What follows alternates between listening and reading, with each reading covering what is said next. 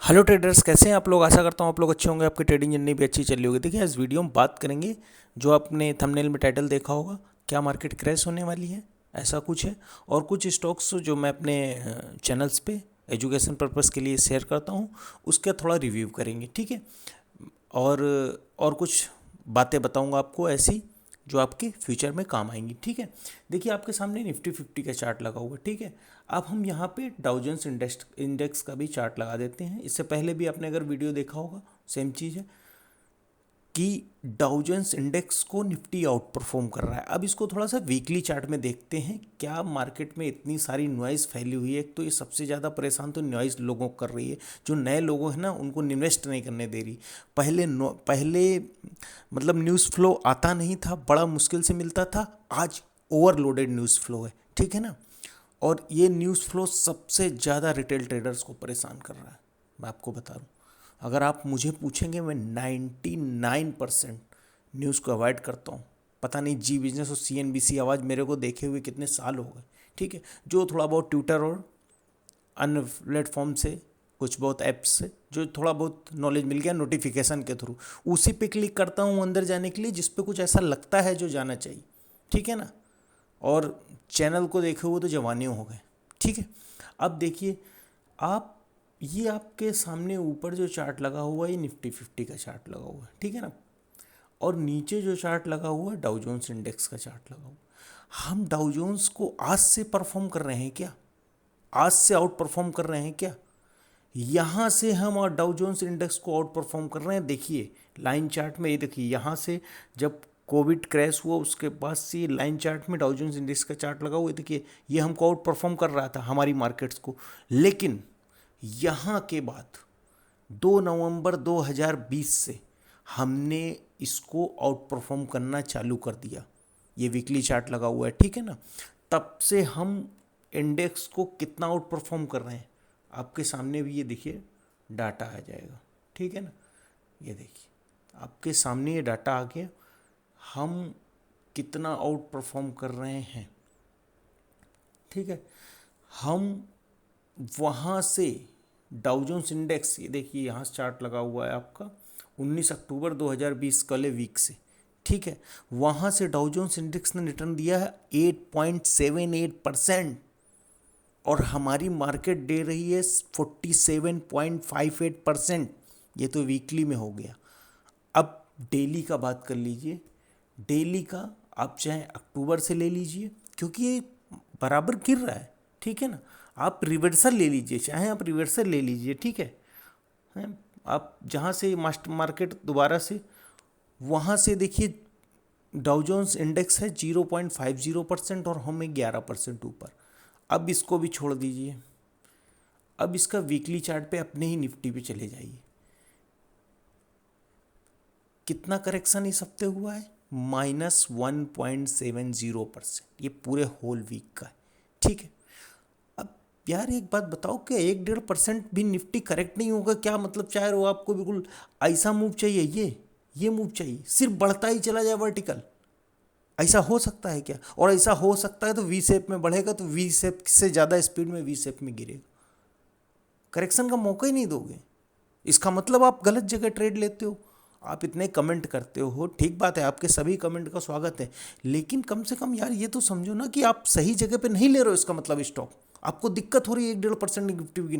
भैया आप ये माइंड में हमेशा मेकअप रखो, कहीं से भी निफ्टी 3 से 4%, 3 से 5% कभी भी गिर सकती है, कहीं से भी, ठीक है ना।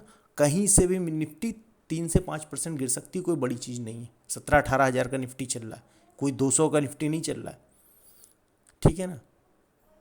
और कहीं भी कभी भी मार्केट में 3% करेक्शन के लिए तो ऑलरेडी नॉर्मल सी करेक्शन होती है, 3% करेक्शन के लिए ऑलरेडी रेडी रही है, ठीक है।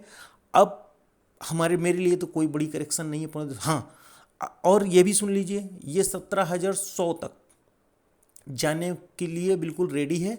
17,100 तक चला जाएगा तो इसमें कोई बड़ी चीज़ नहीं होगी, नहीं जाएगा तो भी बड़ी चीज़ नहीं, वहाँ तक जाएगा तो कोई दिक्कत नहीं। उसके बाद थोड़ी सी, फिर भी इसके लॉन्ग टर्म ट्रेंड में कोई परिवर्तन नहीं होगा।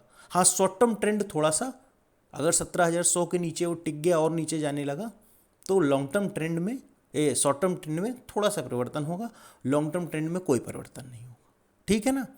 तो ये 400 500 700 पॉइंट के निफ्टी गिरने का मतलब या तो आपके पास उस तरह के स्टॉक हैं जो बढ़ते ज़्यादा कम हैं और गिरते ज़्यादा हैं, या तो आपके पास स्ट्रॉन्ग स्टॉक्स नहीं।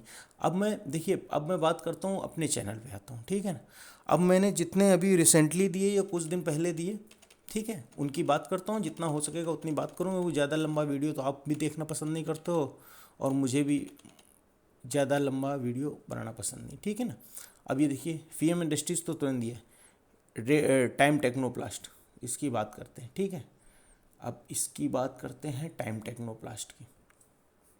आप एक चीज़ याद रखिए, अगर स्टॉक, ठीक है ना, अगर स्टॉक मोमेंटम ले रखा है पहले से तो 1-2% गिरेगा, उससे कोई दिक्कत नहीं।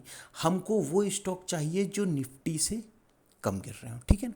ये वीक निफ्टी 1.70% गिरा, स्टॉक ज़्यादा गिरा, 2.1% ज़्यादा गिरा, लेकिन उससे पहले आप ये देखिए 14 से 15% का मोमेंटम किया हुआ है, ठीक है, और यहाँ से जोड़ेंगे 17%।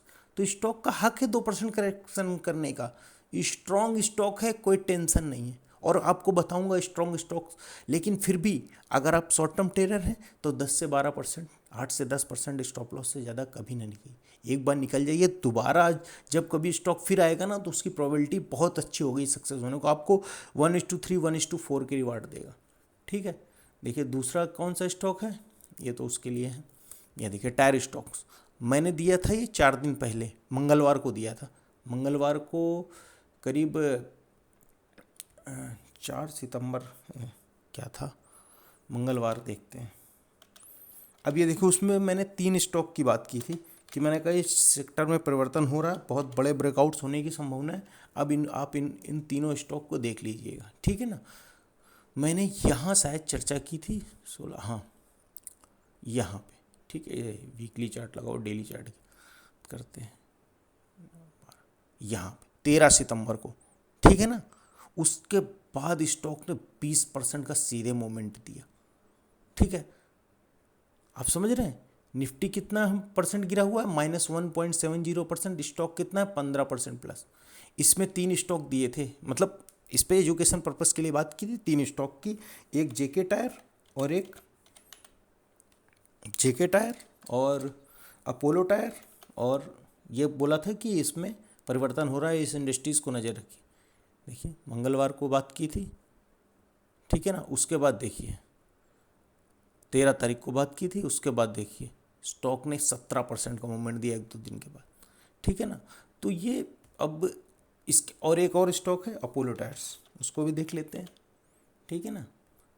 ये मैं अपनी कोई बड़ाई करने के लिए नहीं दिखा रहा हूँ, मैं दिखा रहा हूँ कि स्ट्रॉन्ग स्टॉक्स वर्क कैसे करते हैं, ठीक है ना। यहाँ बात क्या है, देखिए इसको मूवमेंट हुआ अच्छा, लेकिन अगले दिन ही पूरा मूवमेंट कैंसिल हो गया। अब अगर हम ऐसा कोई ब्रेकआउट होता और ऐसे स्टॉक पे लिए होते तो तुरंत ही मैं निकल जाता, क्योंकि पूरा मूवमेंट को कैंसिल किया। लेकिन कोई ब्रेकआउट तो हुआ नहीं, अभी final breakout all time high पे के आसपास चल रहा है। और यहाँ से देखिए, यहाँ से रेगुलर मोमेंटम दे रहा है स्टॉक, कहीं भी सिर्फ एक रेड कैंडल दिखी है, तो इसका मतलब क्या हुआ, कोई दिक्कत नहीं। और फिर भी देखिए निफ्टी से ज़्यादा रिटर्न दिया है, ठीक है ना। मोमेंटम बराबर, एक भी देखिए यहाँ सिर्फ एक, वही रेजिस्टेंस के पास एक रेड कैंडल है, बराबर मोमेंटम, ठीक है। सारे स्टॉक चल रहे हैं, ठीक है। अब इसके बाद देखिए मैक्स हेल्थ केयर, आपको बताया, ठीक है ना।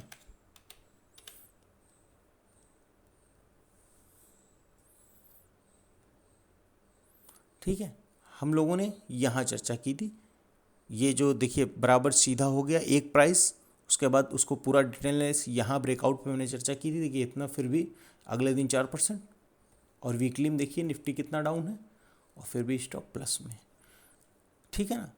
अब और बहुत सारी चीज़ें हैं, रेल विकास निगम लिमिटेड देखिए, आरवीएनएल नहीं, इससे पहले ये देखिए, इसको तो मैंने बताया था कि इस पर नज़र रखिएगा, इस पर रिवर्सल का साइन दिख रहा है, ठीक है। अभी इसको मैंने ये नहीं कहा था कि इसको बेचने, इसमें मैंने पूरा सिर्फ ये बताया था कि स्टॉक को अब नज़र पे रखिएगा, वॉच लिस्ट प्रकार को, और इस पर अभी काम नहीं करना या किसी तरह का कोई भी काम नहीं करना। यस पक्का की बात की थी, ज़बरदस्त मोमेंटम हुआ था उसके 1-2 दिन बाद ही, ठीक है ना। स्टॉक बहुत ज़बरदस्त है, यहाँ हमने बात की थी, ठीक है ना, यहाँ पे 13 सितंबर को। उसके बाद देखिए अगले दिन 5-7% ऊपर था, मार्केट में गिरावट, इस देखिए इस दिन भी 1.5-2% मार्केट गिरी हुई थी और इस दिन भी 1.5% करीब 1.25% गिरी, लेकिन इसमें देखो कोई परिवर्तन नहीं। स्ट्रॉन्ग स्टॉक है, इन सब में नज़र रखिएगा। अपने हिसाब से एक बेस के आसपास स्टॉप लॉस या जहाँ भी लीजिए, मेरा तो कहना है कहीं भी लीजिए, किसी भी, हम अच्छी जगह पे भी हो सकते हैं, हम सब कुछ सही हो सकता है। आप खुद देखे होंगे अगर आप बराबर चार्ट पढ़ते हैं कि आप अच्छे से अच्छी जगह भी हैं, अगर और ब्रेकआउट मतलब अच्छी जगह आपने लिया, सब कुछ लिया, लेकिन वहाँ से देखोगे ब्रेकआउट फेल हो गया, मार्केट कुछ और कंडीशन दिखाने लगी तो स्टॉप लॉस हिट हो गए। तो अगर आप स्टॉप लॉस नहीं हिट होंगे 10 से 12-15% पे, 8 से 10% पे डेली चार्ट देखने वालों को और वीकली चार्ट देखने को 20 से 22%, अगर नहीं हिट करोगे तो फिर तो 50% नीचे तक आप स्टॉक को लिए बैठे रहोगे, तो ये आपके लिए खतरनाक है ना। तो आप हमेशा वो देखिए। और कुछ स्टॉक देखिए, विनाइल केमिकल्स और ये वेल्सपुर कॉरपोरेशन, ये भी देखिए कितना अच्छा मोमेंटम लिया था, लेकिन अगले दिन ही सेलिंग ज़्यादा आ गई तो स्टॉक में करेक्शन आ गई। लेकिन देखिए कितना अच्छा ब्रेकआउट दिया था, हमने यहाँ बात की थी, बराबर चला, फिर देखिए ज़बरदस्त ब्रेकआउट दिया था। ऐसा ब्रेकआउट होने के बाद स्टॉक 20% का सीधे मूव आता है, जैसा इसने ये ब्रेकआउट दिया था बेहतरीन कंसोलिडेशन करके, लेकिन देखिए अगले ही दिन इस ब्रेकआउट को कैंसिल कर दिया। स्टॉक पे अभी कोई भी इसके चार्ट में किसी तरह का कोई परिवर्तन नहीं हो रहा है, ठीक है ना। ठीक है, तो इन सब स्टॉक को ये सब मोमेंटम स्टॉक हैं, हाई स्ट्रेंथ है इनमें, सुपर स्ट्रॉन्ग स्टॉक हैं जो मैं अभी बात कर रहा हूँ। आने वाले आप खुद देखिएगा, ये कुछ समय बाद आपके सामने 4 महीने 5 महीने बाद यही स्टॉक 40-40, 50-50, 60-60% ऊपर है। सफारी इंडस्ट्रीज आपको यहाँ पे दिया था, विनाइल्स दिया था, ठीक है, क्राफ्टमैन में भी देखिए बराबर स्ट्रेंथ दिखाई, HSCL भी। तो ऐसे आप स्टॉक खोजना भी सीखिए। मैं नहीं चाहता कि आप कभी भी किसी पे भी डिपेंडेंट रहें, मेरे पे नहीं, किसी पे भी नहीं। मैं ये चाहता हूँ कि आप अच्छे से स्टॉक सिलेक्शन से करना सीख जाइए। और रिस्क मैनेजमेंट सबसे बड़ी चीज़ है, एक ट्रेडर बनने के लिए रिस्क मैनेजमेंट, और अच्छा स्टॉक छांट लेंगे तो अच्छी बात है, और फ्लेक्सिबिलिटी, मार्केट जो बोल रही है उसको सुनने का, समझने का और उसकी रिस्पेक्ट करने का, बस आपका काम हो जाएगा। आपको ज़्यादा कुछ सीखने की ज़रूरत नहीं। इंडिकेटर देखिए, ये स्टॉक भी ठीक है, अब सही जगह तो इसकी पकड़ने की यही थी, ठीक है, लेकिन देखिए स्टॉक गिरा नहीं, फिर भी मार्केट गिरी लेकिन फिर भी स्टॉक पॉजिटिव दिखा रहा है। अब आपके लिए होमवर्क है, आपको यही वो स्टॉक छांटने हैं जो इस मार्केट की करेक्शन में ट्रेंडिंग स्टॉक, बात सुनिएगा, ट्रेंडिंग स्टॉक इस मार्केट की करेक्शन में भी करेक्ट नहीं हो रहे। और ज़्यादातर उन स्टॉकों को ये खोजने की कोशिश कीजिए जिन स्टॉक में मोमेंटम होने के बाद, जैसे मान लो एक स्टॉक है, चलना शुरू हुआ, 20-30-40-50% चला, उसके बाद उसमें करेक्शन ना के बराबर हो रही है, 10 से 15% करेक्शन हो रही, तो वो स्टॉक हैं अगले मूव तगड़ा करते हैं।